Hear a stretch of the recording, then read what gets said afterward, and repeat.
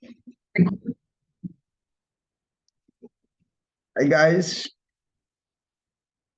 this is Coach Adrien, and as always, I want to thank you for viewing.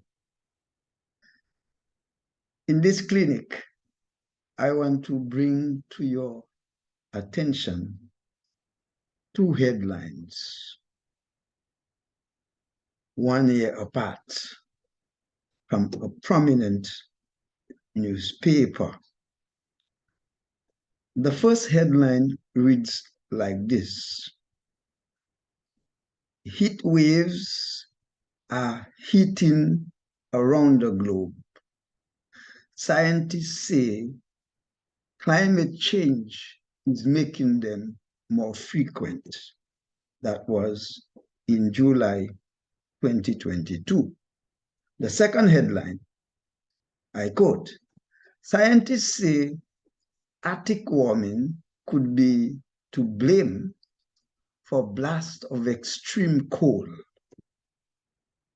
And that is January 2023. Two headlines about the environment and our condition on the environment. One of extreme heat and one of extreme cold. What are the messages behind these two headlines from the Washington Post? I came up with three ideas. Mind you, the first idea that came to me is that the writers are alarmed about the occurrences, but they are non-committal. The second one is the writers point to the apparent dangers, but would not point to the causes.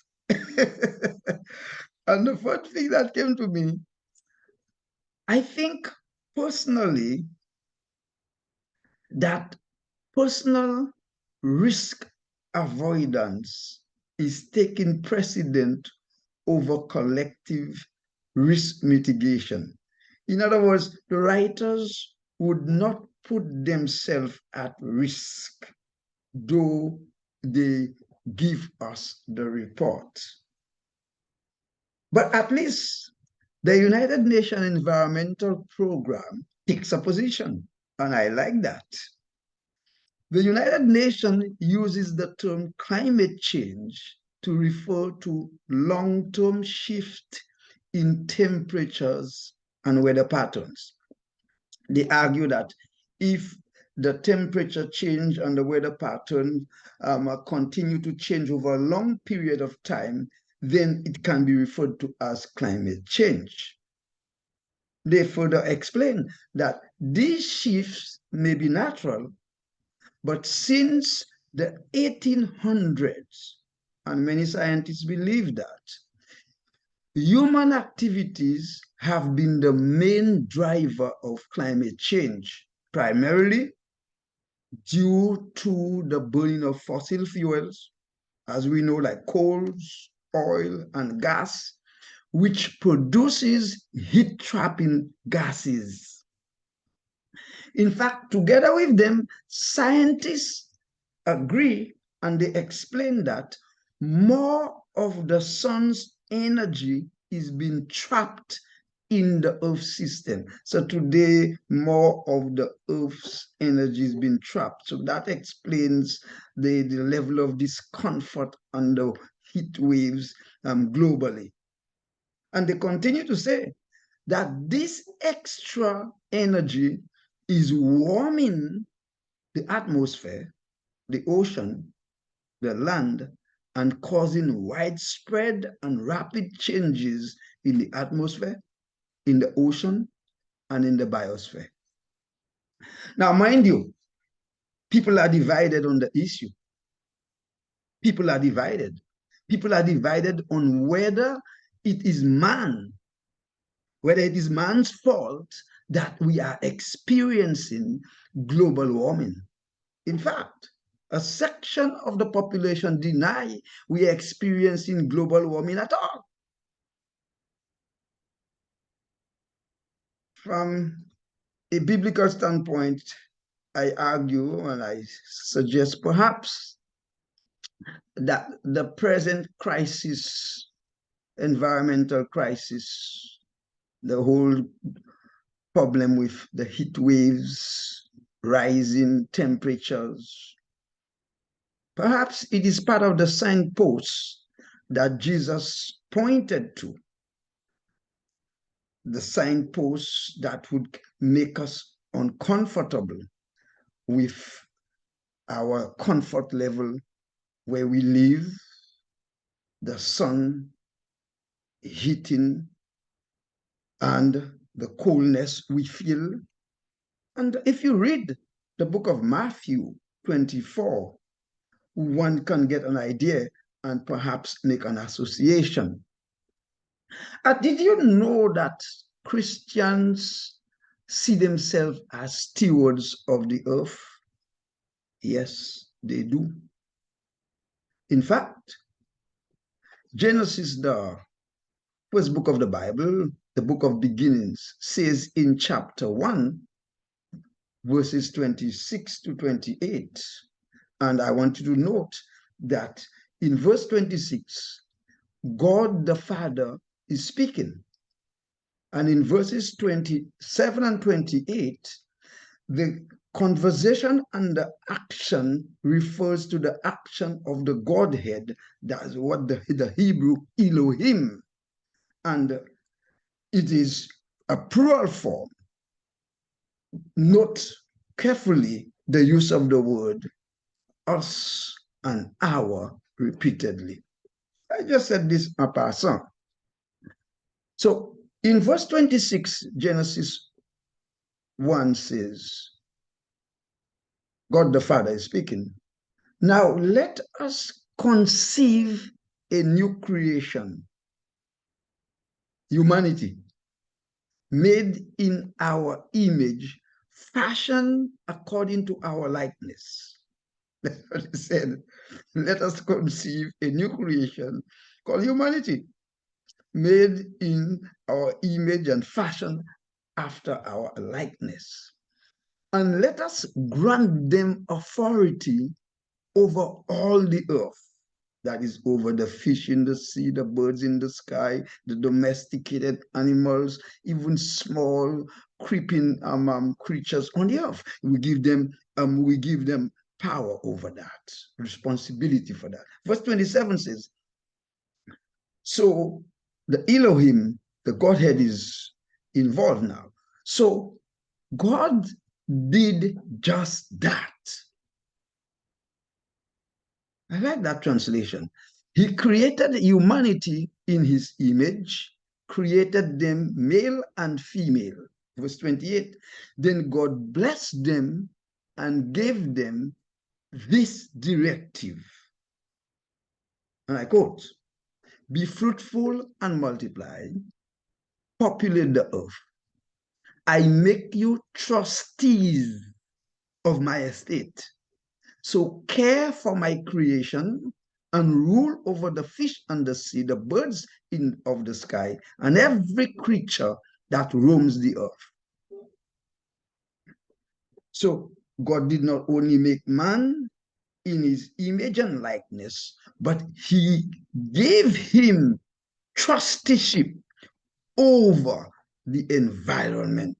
He is to care for it, and also for his own good, for his continued enjoyment of the environment. So since then, according to the Christian perspective, God has given to mankind the great responsibility and privilege to care about the way we treat our environment. So what is the environmental message? As God's representative, that is mankind, every man, woman, and child is a caretaker or a steward of the environment. Mankind, as we said before, is entrusted with the responsibility to care for nature in a way that is consistent with God's will. According to the book of Genesis, we are required to take care of the environment in the way that God outlined for us. Now, millions are asking, why the fuss over global warming when you can't prove it? They say it has always been there with us. And millions of Christians and God-fearing men and women rightly contend. The Bible discusses neither climate change nor global warming. That's what they contend.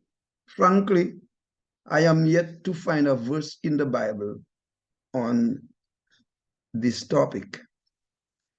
But we don't need a college degree to agree on the facts of rising temperature, melting ice caps, increased drought, increased wildfire fires, and increased health problems from the rising temperature, particularly in urban cities. We don't need a PhD. We don't need a college experience to know that.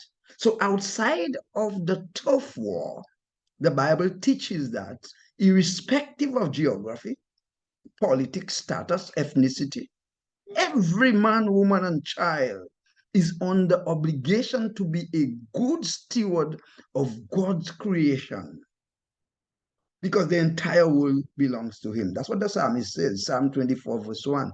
The earth is the Lord's and everything in it, the world and all who live in it. So the earth is the Lord. He created it.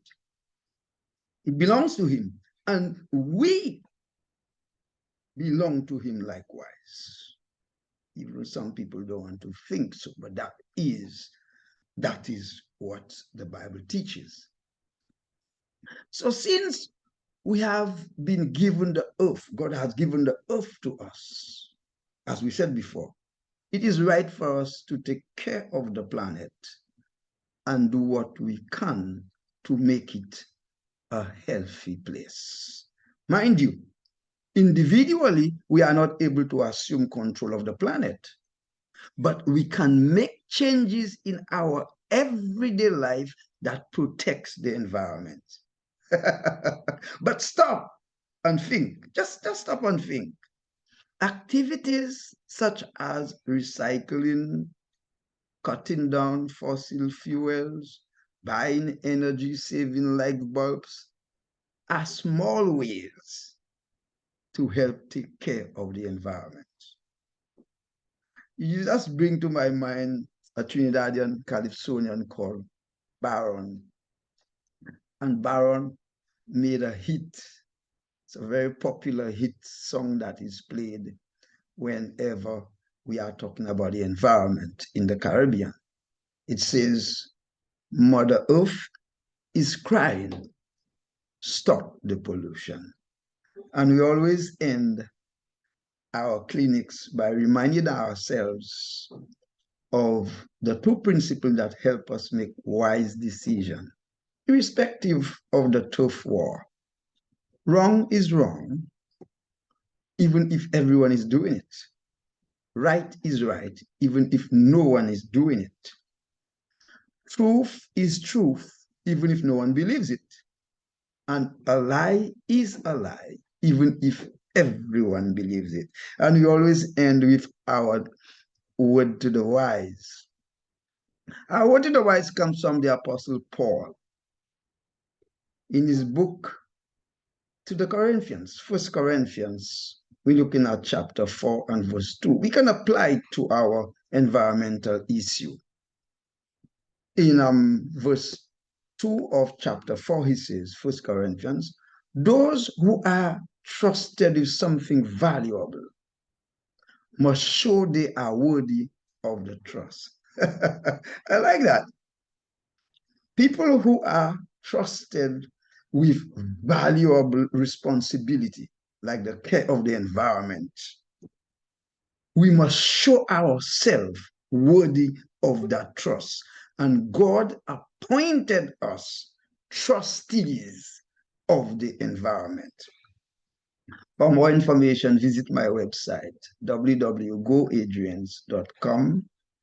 Please look out for a new video posted on my YouTube channel, on LinkedIn, Facebook, and Twitter on the first day of each month. Please connect with me. Connect with me via mobile or WhatsApp 869-668-9752 or via email peter@goadrians.com. As always, thank you for viewing. Please subscribe and like my video.